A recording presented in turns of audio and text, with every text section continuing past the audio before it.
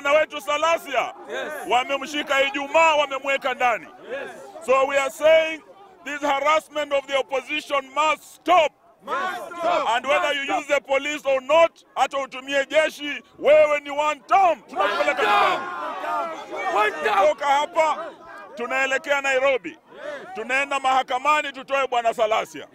Tunaenda mahakamani kuzuia gavana wetu asishikwe, asiwe harassed. Tunaenda DCI na bwana Gachagua ili kuhakikisha ya kwamba yeye pia asishikwe. Hakuna siku ambayo utatisha Waluhya. Hakuna siku ambayo utatisha Natembeya. Na mimi tunajua ya kwamba DCI wakienda mahali, saa zingine hata unapepanga pesa na wakisema kwamba umepata pesa mahali fulani.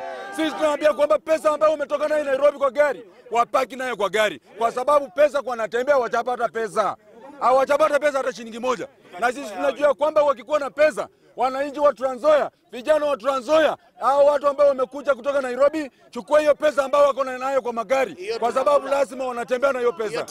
Na wewe vile umekuja hapa, tunataka kukueleza, tutaamua kama ni kukufa kupona, lazima tu protect governor. Na Allan Chesang, utajua mahali penye utakuwa una land. Ukianza hii mchezo yenye unaanza na kudili na sisi, ukiguza Natembeya umeguza Mluhya, ukiguza Natembeya umeguza mtu wa Trans Nzoia. Sasa maneno yako chuma chako chimotoni. IEBC kuja tuweke signature. Allan Chesang uende nyumbani. Asante. Sisi tulidanganywa na Wetangula tukakupigia kura kama jamii ya Waluhya.